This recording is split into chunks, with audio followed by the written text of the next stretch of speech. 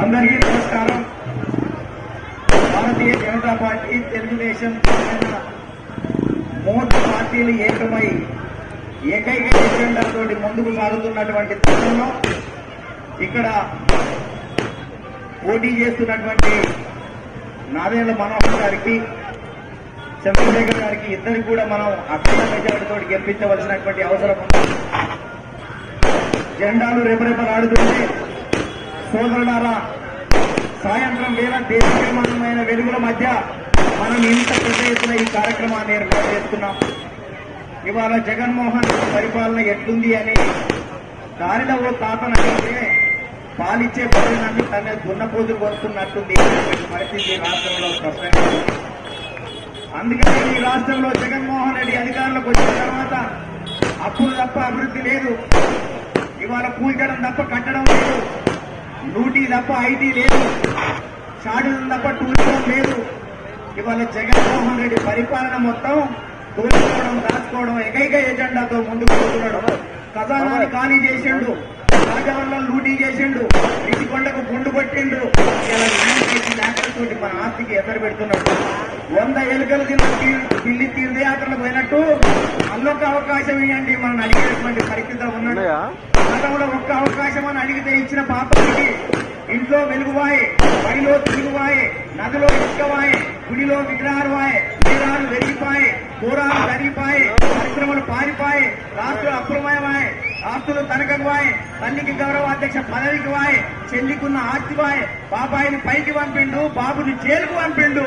మరొక అవకాశం అని అడిగేటువంటి పరిస్థితి ఉంది. అందుకనే జగన్మోహన్ రెడ్డి ఎన్నికల ముందు చాలా చెప్పిండు. మా అక్కలకు నెత్తుల చేతులు పెట్టిండు, పులికి ముద్దులు పెట్టిండు, చెంపకు చెంపలు పెట్టిండు, దవడకు గంధం పెట్టిండు, ఈపుల చేతులు పెట్టిండు. అధికారులకు వచ్చిన తర్వాత నిండా ముంచిండా లేదా అని మీ అందరికీ అడుగుతున్నా. అందుకనే సోదరులారా, మనం ఆలోచించాలి. ఇవాళ జగన్మోహన్ రెడ్డి 99.5% హామీలను అమలు చేసినా అని చెప్తున్నాడు. అయ్యా జగన్మోహన్ రెడ్డి, నీ హామీలను నీకు నేను గుర్తు చేస్తున్నా. 2,40,000 ఉద్యోగాలు ఇస్తానన్నావు, ఇవ్వలే. 1,40,000 బ్యాక్లాగ్ కోర్సులు భర్తీ చేస్తానన్నావు, చేయలే. కాంట్రాక్ట్ వారిని పర్మనెంట్ చేస్తానన్నావు, చేయలే. మెగా డిఎస్సీ వేస్తానన్నావు, వేయలే. ఈ రాష్ట్రంలో ప్రతి సంవత్సరం జనవరి 1వ తేదీన జాబ్ క్యాలెండర్ రిలీజ్ చేస్తానన్నావు, చేయలే. రాష్ట్రంలో ఉన్నటువంటి కాంట్రాక్టులన్నీ కూడా నిరుద్యోగులకు ఇస్తానన్నావు, ఇయ్యలే. సిపిఎస్ రద్దు చేస్తానన్నావు, చేయలేదు. ఇవాళ అదే రకంగా 25 లక్షల ఇళ్లు కట్టిస్తానన్నాడు, కట్టించలేదు. 45 సంవత్సరాలకే ఎస్సీ, ఎస్టీ, బీసీ మహిళలకు పెన్షన్ ఇస్తానన్నాడు, ఇవ్వలేదు.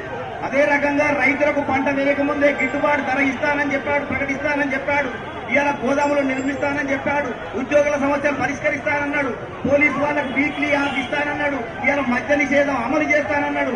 బ్రాహ్మణులకు ఇళ్లు కట్టిస్తా, ఇమాములకు ఇళ్లు కట్టిస్తా, పాస్టర్లకు ఇళ్లు కట్టిస్తానని 3 మతాల వారికి 3 పంగనామాలు పెట్టినటువంటి చరిత్ర జగన్మోహన్ రెడ్డి అని ఈ సందర్భంగా మనవి చేస్తున్నా. అందుకనే జగన్మోహన్ రెడ్డి అధికారంలోకి రాగానే అక్క నేను ధరలు తగ్గిస్తానన్నాడు. ఇవాళ ఉప్పుకు పెరిగే, పప్పుకు పెరిగే, ఆలుగడ్డకు పెరిగే, ఉల్లిగడ్డకు పెరిగే, ధనియాలకు పెరిగే, యాలకులకు పెరిగే, సాజీలకు పెరిగే ధరలు ఆకాశానికి పబ్లిక్ పాతాళానికి పోతున్నటువంటి దౌర్భాగ్య పరిస్థితి ఉంది. 9 సార్లు కరెంటు ఛార్జీలు పెంచాడు, 3 సార్లు ఆర్టీ ఛార్జీలు పెంచాడు, లిక్కర్ ధరలు పెంచాడు, గ్యాస్ ధరలు పెంచాడు, పెట్రోల్ ధరలు పెంచాడు, ఆస్తి పన్ను పెంచాడు, చెత్త పన్ను వేశాడు. మనం మొక్క మీద ఇంత మన్ను వేశాడా లేదా అని చాలా సందర్భంగా అడుగుతున్నా. ఈ మధ్య వచ్చే చెప్తుండు, నేను కనుక అధికారంలోకి రాకపోతే మీకు ఉన్న పథకాలన్నీ పోతాయని చెప్తుండు. అరే ఓ సన్నాసి, నువ్వు అధికారంలోకి వచ్చిన తర్వాత చంద్రబాబు నాయుడు పెట్టిన 120 పథకాలు రద్దు చేసిండు. ఇవాళ చూసినటువంటి మీరు అన్నా క్యాంటీన్లు రద్దు చేసిండు, నిరుద్యోగ వృత్తి రద్దు చేసిండు, పసుపు కుంకుమ రద్దు చేసిండు, విదేశీ విద్య రద్దు చేసిండు, పెళ్లి కానుకలు రద్దు చేసిండు, పండుగ కానుకలు రద్దు చేసిండు. ఇవాళ కాపు రిజర్వేషన్లు రద్దు చేసిండు. ఇవాళ మైనార్టీకి ఇవాళ దుకాన్ మకాన్ రద్దు చేసిండు. అన్ని పథకాలు చెప్తే 120 పథకాలు రద్దు చేసినటువంటి చరిత్ర ఈ రాష్ట్రంలో జగన్మోహన్ రెడ్డికి ఉంది అని ఈ సందర్భంగా మనవి చేస్తున్నా. 130 సార్లు మీకు బటన్ నొక్కాను, నాకు 2 సార్లు బటన్ నొక్కమంటుడు. ఖచ్చితంగా బటన్ నొక్కుతాం, కూటమి అభ్యర్థులకు బటన్ నొక్కుతాం, వైకాపాని పండగ తొక్కుతామని ఈ సందర్భంగా మనం అందరం కూడా మనవి చేయాలి. అందుకనే మనం అందరం ఆలోచించాలి. నేను బటన్ నొక్కాను, నాకు ఓట్లేయమంటుడు. చంద్రబాబు నాయుడు గారు 11,80,000 ఇండ్లు ఇచ్చాడు, కానీ బటన్ నొక్కలేదే బయటకు వచ్చి. 54 లక్షల మందికి పెన్షన్లు ఇచ్చాడు, బటన్ నొక్కలేదే బయటకు వచ్చి. 1,87,000 మంది మహిళలకు సైకిల్ ఇచ్చాడు, విద్యార్థులకు. ఏ రోజు కూడా బటన్ నొక్కలేదు కదా. 24 లక్షల కిలోమీటర్లు సీసీ రోడ్లు వేశాడు, ఏ రోజు కూడా బటన్ నొక్కలే. మా మహిళా సోదరిమణులకు 86,04,304 మందికి పసుపు కుంకుమ కింద 20,000 కోట్ల రూపాయలు ఇచ్చినటువంటి చరిత్ర చంద్రబాబు నాయుడు బటన్ నొక్కి రాజకీయాలు చేయలే. లాస్ట్ చిట్ట చివరిగా మా మహిళా సోదరిమణులు ఈ రాష్ట్రంలో డాక్టర్ల మీద దాడి, యంత్రుల మీద దాడి, మహిళల మీద దాడి, మైనార్టీల మీద దాడి, ఉద్యోగుల మీద దాడి, నిరుద్యోగుల మీద దాడి, పత్రికల మీద దాడి, ప్రతిపక్షాల మీద ఎదురు దాడి ఎత్తుండు ఇవాళ జగన్మోహన్ రెడ్డి. అందుకని ఈ రాష్ట్రంలో గుడిలో రక్షణ లేదు, బడిలో రక్షణ లేదు, కాలేజీల రక్షణ లేదు, పార్కుల రక్షణ లేదు, రైల్వే స్టేషన్ రక్షణ లేదు, బస్ స్టేషన్ల రక్షణ లేదు, సినిమాలకు రక్షణ లేదు, షాపింగ్ మాల్స్ రక్షణ లేదు. వీధికి వెళ్లిన మహిళ ఇంటికి వస్తుందో రాదో తెలియనటువంటి దౌర్భాగ్య పరిస్థితి రాష్ట్రంలో ఉన్నది. అందుకనే మనం అందరం ఏకతాడిపైకి రావాలని మనమందరం ఖచ్చితంగా, ఎందుకంటే సమయం చాలా తక్కువగా ఉంది, మనం ముందుకు పోవలసింది కాబట్టి మీరందరూ కూడా ఒక్కసారి గర్జించాలి. అందుకని ఈ ఊపును కొనసాగించాలి. ఇంటిపై జెండా, ఒంటిపై కండువా, దినమంతా ఉండాలి, జనమంతా చూడాలి. ఎన్నికలు అయ్యే వరకు ఊరూరు తిరగండి, గొంతెత్తి చెప్పండి. జగన్మోహన్ రెడ్డి అరాజకాలను వివరిస్తూ ముగిస్తున్నాను. ధన్యవాదాలు.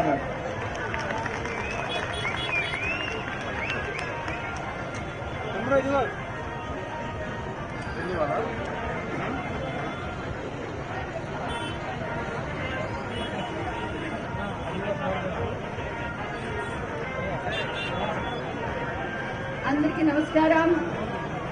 ఈరోజు తెనాలి అంటే ఆంధ్ర ప్యారిస్ లో ఇక్కడున్న జన సునామీ చూస్తుంటే నేల ఇనిందా, ఆకాశం పొంగిందా, సైక్లోన్ వచ్చిందా అనే మాదిరిగా ఈ రోజు ఇక్కడున్న ప్రజలు చూస్తుంటే ఈ యొక్క జనసేన, తెలుగుదేశం, బీజేపీ 3 పార్టీల సైక్లోన్ దెబ్బకి ఈ సైక్లోన్ సుడిలో వైసీపీ పార్టీ కొట్టుకుపోతుందని కూడా ఈరోజు నేను గంటాపదంగా చెప్తున్నాను. మరి అన్న ఎన్టీఆర్ తెలుగు ప్రజల ఆత్మగౌరవం కొరకు తెలుగుదేశం పార్టీ స్థాపిస్తే మరి కిలో బియ్యం 2 రూపాయలకే జనతా వస్త్రాలు ఇస్తే మరి తెలుగువారి ఆత్మగౌరవాన్ని కాపాడుతూ తెలుగు ప్రజల గొప్పని ప్రపంచం మొత్తం చాటి చెప్పిన ఒకే ఒక్క వ్యక్తి ఎవరో 3 అక్షరాలు సిబిఎన్. అయితే మరి ఈ ఆంధ్ర ప్యారిస్ లో మీరు గమనిస్తే ఈ యొక్క అభివృద్ధి 20 సంవత్సరాల వెనక్కిపోయింది. ఇక్కడ ఉన్న ఎమ్మెల్యే ఏం చేశారో తెలుసా? మీ యొక్క దళితుల భూములు అన్ని కూడా ఇళ్ల పట్టాలు స్కామ్ జరిగిందా లేదా? మరి ఈ యొక్క అభివృద్ధి సంక్షేమం ముందుకు వెళ్లాలంటే ఇక్కడ ఏ పార్టీని మీరు గెలిపించాలి? మీ క్యాండిడేట్ ఎవరు? మనోహర్ గారు. ఆయన గురించి చెప్పాలంటే చాలా తక్కువే. ఎందుకంటే తెలుగుదేశం పార్టీలో మాజీ ముఖ్యమంత్రిగా నాదెండ్ల భాస్కరరావు గారు పనిచేస్తే మరి జనసేన పార్టీ నమ్ముకొని ఇప్పటి వరకు తను ఎంతో కష్టపడి ఒక మూల స్తంభంగా ఎదిగిన ఒకే ఒక వ్యక్తి నాదెండ్ల మనోహర్ గారు అని మీరందరూ కూడా గంటాపదంగా నమ్మాలి. ఎందుకంటే ఎక్కడ జోష్ లేదు. మీ క్యాండిడేట్ ఎంత స్పీకర్ గా కూడా పనిచేశారు. మరి మనోహర్ గారు తన యొక్క కోట్ల ఆస్తిని కూడా వదులుకొని బడుగు పలికిన వర్గాలకి సహాయం చేద్దామని ఈ రోజు బడిలో ఉన్నారు. ఆయన చేయాల్సింది చాలా ఎక్కువ ఉంది ఈ తెనాలికి అభివృద్ధి చేయాలంటే. మరి మరొక వ్యక్తి జన్మభూమి స్వర్గాదపి గరీయసి అంటారు. మరి కన్న భూమికి ఏమన్నా చెయ్యాలి అని నమ్ముకొని వచ్చిన పెమ్మసాని చంద్రశేఖర్ రెడ్డి గారు, డాక్టర్ గారు,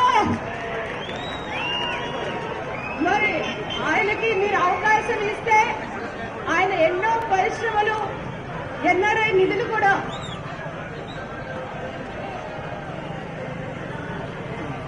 పెమ్మసాని గారు, చంద్రశేఖర్ గారు అయితే ఈ రోజు మరి ఆయన ఎన్ఆర్ఐ నిధులు రావాలన్నా, పరిశ్రమలు రావాలన్నా మరి మీరందరూ కూడా అమూల్యమైన ఓటును పెమ్మసాని చంద్రశేఖర్ గారికి వేసి అఖండంగా గెలిపించాలని నేను కోరుకుంటున్నాను. ఈ రోజు మీ దగ్గరికి ఎవరైనా వైసీపీ వాళ్ళు వచ్చి ఓటు అడిగారంటే ఫస్ట్ మీరు అడగాల్సిన క్వశ్చన్ ఏంటి? అమరావతి ఏమైంది అని అడుగుతారా? పోలవరం ఏమైందని అడుగుతారా? అమరావతిని కొల్లగొచ్చారు, పోలవరంని తాకట్టు పెట్టేశారు. దాని పరిస్థితి 72% చంద్రబాబు నాయుడు గారు కడితే దాని యొక్క అతిగతి లేదు. మరి యువతకు ఉద్యోగం లేదు, మరి చాలా మంది స్త్రీలకైతే రక్షణ లేదు. ఈ రోజు మీరు కనుక గమనిస్తే మన తెలుగుదేశం మేనిఫెస్టోలో మహాశక్తి అనే పథకం ద్వారా మీ అందరూ కూడా 3 గ్యాస్ సిలిండర్స్ ఉచితంగా కూడా ఇస్తానని చెప్పారు. అంతేకాకుండా మహిళలకి బస్సు ప్రయాణం ఉచితం. మరి ఇక్కడున్న అర్బన్ ఏరియాలో ఎవరైనా ఉంటే ఎన్టీఆర్ హౌసింగ్ కింద 2 సెంట్లు ఫ్రీ, తర్వాత రూరల్ అయితే 3 సెంట్లు ఫ్రీ. మరి ఇవన్నీ కూడా చాలా మందికి విదేశీ విద్య కూడా అంబేద్కర్ విదేశీ విద్య తీసేసి జగనన్న విదేశీ విద్యను పెట్టారు. అది కూడా తప్పనిసరిగా అమలు చేస్తాము. అది అంబేద్కర్ గారి పేరుతో ఈ రోజు చేస్తామని జగన్మోహన్ రెడ్డి గారు చేసిన పథకాన్ని తీసేసి చంద్రబాబు నాయుడు గారు కొత్త మేనిఫెస్టోను కూడా మనకి పెట్టారు. కనుక ఈ రోజు ఇక్కడికి నేను వచ్చిన కారణం ఏంటంటే ఒక స్టార్ క్యాంపెయినర్ గా మరి ఇద్దరికి కూడా మన నాదెండ్ల మనోహర్ గారికి, ఎంఎస్ మంది చంద్రశేఖర్ గారికి కూడా మద్దతు ఇస్తూ మీరు రానున్న ఎలక్షన్ లో మే 13న ఈ ఎన్నికల వేడి ఏ విధంగా ఉందో ఈ వేడిలో వైసీపీ మయాసం మైపోయి మీ అందరూ కూడా మాడి మంచి చేస్తారని కూడా నేను చెప్తూ 2 ఓట్లు మీరు తప్పనిసరిగా వేయాలని నేను గుర్తు చేస్తూ జై తెలుగుదేశం, జై జనసేన, జై బీజేపీ.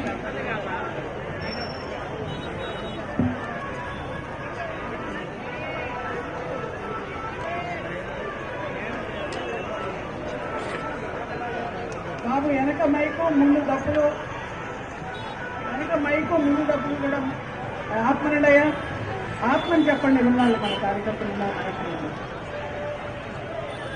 హైదరాబాద్ వాస్తవ్యులారా, ఫ్యాషన్పేట వాస్తవ్యులారా, అయ్యరపేట వాస్తవ్యులారా, ఇక్కడ మనందరం కూడా సమావేశమయ్యాము. ఇప్పుడే ఊరేగింపు కూడా ప్రారంభం అవుతుంది. ఇప్పటికే లేట్ అయింది బాగా. మీ అందరూ కూడా వాళ్ళిద్దరిని గట్టిగా చప్పట్లు కొట్టి ఆశీర్వదించండి. గట్టిగా చప్పట్లు కొట్టాలి, తాడేపల్లి ప్యాలెస్ కనిపించాలి. మీకు తెలుసు కదా, మీకు అమెరికాలో కుబేరుడు, కానీ ఇక్కడ అతి సామాన్యుడు మన మధ్య తిరుగుతా ఉన్నాడు ఆయన. అట్లాగే వారు తెలుసు మీకు, ఆనాడు అంత సింహాసనం పైన ఒక స్పీకర్ గా కూర్చుని సభ గౌరవంగా నడిపినటువంటి వ్యక్తి నాదెళ్ల మనోహర్ గారు. ముఖ్యంగా ఒకే మాట వాళ్ళిద్దరి గురించి చెప్పి నేను ఒక చంద్రబాబు గారి గురించి ఒక విషయం చెప్పి నేను సెలవు తీసుకుంటాను. ఎందుకంటే నాకు టైం లేదు కాబట్టి. ఇక్కడ ఈ బురిపాలెం బుల్లోని చూసి మీరందరూ కూడా బుల్లి ఏమనుకున్నారు, నేనేంటి ఎక్కడి నుంచి వచ్చాడనుకోండి. కానీ ఆయన ఇక్కడ రాకముందే అమెరికాలో ఉండే మన ప్రాంతానికి అనేక సేవలు చేశారు. మీకు తెలుసు, ఇక్కడ ఎన్నో కార్యక్రమాలు ఎన్టీ రామారావు గారి పేరుతో ఎన్నో కార్యక్రమాలు చేశారు. సంవత్సరాల తరపున సహకరించారు. ఆ బ్రహ్మశాల థియేటర్ ఎన్టీ రామారావు గారి 100 సినిమాలు ఆడటం కోసం ₹1 తీసుకోకుండా ఆయనంతా కూడా సహకరించారు. అంతేకాదు స్కూళ్లు కట్టించారు, అనేక విధమైనటువంటి అనేక సంఘ సేవా కార్యక్రమాలు చేశారు. ఈ రోజు అందరూ మమ్మల్ని కొన్ని ఇక్కడికి వచ్చి మంచి పేరు తెలుసుకున్నారు. అట్లాగే స్పీకర్ గారు ఇక్కడ మనోహర్ గారు, ఎమ్మెల్యేగా కూడా ఇక్కడ ఎంతో మంచి పేరు తెచ్చుకుని మీ మధ్యకు వచ్చి నిల్చున్నారు. కాబట్టి వీరిద్దరిని ఆశీర్వదించి అటు జనసేన పార్టీ తరఫున, తెలుగుదేశం తరఫున, బీజేపీ తరఫున 3 పార్టీల కూటమి మీరు చూశారు. నిన్న బెజవాడ ఎలా జరిగిందో చూశారు, దడదడలాడిపోయింది. అదంతా చూసిన తర్వాత ఇక్కడ నుంచి తెలుగుదేశం పాల్గొవాలనుకుంటున్నారు. ఏది ఏమైనా మీరు ఒకసారి ఆలోచించండి. ఈ రోజు మనమంతా కూడా చంద్రబాబు నాయుడు గారి నాయకత్వాన్ని బలపడాల్సిన అవసరం ఉంది. ఎందుకంటే ఆయన ఆంధ్రప్రదేశ్ లో జన్మభూమి శ్రమదానం పేరుతో, నీరు పేరుతోటి, అలాగే డోక్రా మహిళలు చైతన్యపరిచిన చంద్రబాబు నాయుడు గారు, మన ముందు పడిన చంద్రబాబు నాయుడు గారు. దానికి ఉదాహరణ ఏంటో తెలుసా, ఆయన అరెస్ట్ చేసినప్పుడు మనకన్నా ముందు స్పందించిన ఎవరో తెలుసా, ప్రపంచ దేశాల్లో ఉన్నటువంటి మహిళలు అందరూ కూడా. కాబట్టి చంద్రబాబు నాయుడు గారి నాయకత్వాన్ని బలపరిచి మళ్ళీ ముఖ్యమంత్రిగా మనం చూడాలి, మన రాజధాని తగ్గించుకోవాలి. ఒకటే ఒక్క మాట నేను చెప్తున్నా, గట్టిగా మీరందరూ కూడా చెప్పాల్సిన అవసరం ఉంది. మన రాజధాని ఎక్కడ అంటే అమరావతి అని మీరంతా గట్టిగా అన్నారు. మన రాజధాని ఎక్కడ, మన రాజధాని ఎక్కడ, మన రాజధాని ఎక్కడ? జై హింద్. నమస్కారం. ఇప్పుడు మీ అభిమాన నాయకుడు మనోహర్ అందరికీ నమస్కారం అండి. ఎక్కువ సమయం తీసుకుని ఎందుకంటే మనందరం కూడా చంద్రశేఖర్ గారు ఉపన్యాసం సిద్ధంగా ఉన్నారు, రెడీగా ఉన్నారు. 2 మాటలు ఏంటంటే ఐక్య నగర్ నుంచి మన నామినేషన్ అప్పుడే చూసాం. ప్రజాయాత్ర కాస్త ఒక తిరుగుబాటు యాత్రగా మారి ఈరోజు విజయయాత్రగా మనం సాగుతున్నాం. కేవలం మీ అందరి ఆశీర్వచనంతో నిండు మనసుతోటి ప్రతి కార్యకర్త నాయకులు అద్భుతంగా వాటర్ బాటిల్లోకి వెళ్ళాలని మనం చేసే ప్రతి కార్యక్రమంలో కూడా అందరూ పాల్గొని ప్రజలతో పాటు మనం ముందుకెళ్తున్నప్పుడు అర్థమైంది వాళ్ళ ఆవేదన, ఏ విధంగా ఒక మార్పు కోసం చూస్తున్నారో, ఏ విధంగా ఈ రాష్ట్రాన్ని 5 సంవత్సరాల నుంచి ప్రతి ఒక్కరిని కూడా ఇబ్బంది పెట్టి పరిపాలన సాయంలో దానికి వ్యతిరేకంగా అందరూ కూడా మారారు. నేను మీకు మాటిస్తున్న ఈ రోజులో వినోదంతో కూడిన రాజకీయాలు చేస్తాం. మేము నిజాయితీగా నిలబడతాం. ఎక్కడ కూడా పొరపాటు జరగకుండా, అవినీతికి ఎక్కడ తావు ఇవ్వకుండా చేసే ప్రతి కార్యక్రమం ఎవరైతే అర్హతలో ఆ పేదవాడిని కాపాడుకునే విధంగా మంచి సంక్షేమ కార్యక్రమాలు, అదేవిధంగా అభివృద్ధి కార్యక్రమాలు చేసి మరొకసారి జనాలకి ఆ పూర్వ వైభవం తీసుకొచ్చే విధంగా అందరూ కూడా కలిసి ముందుకెళ్తాం. ఈ సందర్భంగా నేను మీకు గుర్తు చేస్తున్నాను. నేను 2 విషయాలను ప్రస్తావించాను నా ఎలక్షన్ క్యాంపెయిన్ మొత్తంలో. మొట్టమొదటిది, తెనాలి నుంచి విజయవాడకు వెళ్లే రహదారి అది 4 లేన్ల రహదారిగా మార్చాల్సిన అవసరం ఖచ్చితంగా ఉంది. అదేవిధంగా తెనాలి నుంచి గుంటూరు వెళ్లే రహదారిని కూడా 4 లేన్ల రహదారిగా దాన్ని మార్చాలి. 2 ముఖ్యమైన అంశం, ఎందుకంటే ఐతానగర్ లో కూడా మీరు చూశారు ఎటువంటి సంఘటనలు జరుగుతున్నాయి.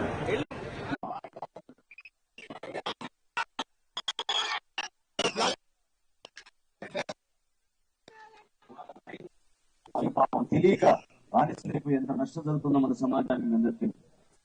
వాళ్ళందరికీ మనం బాసటగా నిలబడాలి, ఒక మార్పు తీసుకురావాలి. ఎట్టి పరిస్థితుల్లో కూడా బలమైన లా అండ్ ఆర్డర్ ఎన్ఫోర్స్ చేసి గంజాయి మాత్రం రోజుల్లోపే మూసివేసే ప్రక్రియ 100% చేస్తామని భవిష్యత్తులో కూడా మన అందరం ఇదే విధంగా కలిసి పనిచేసుకుందాం.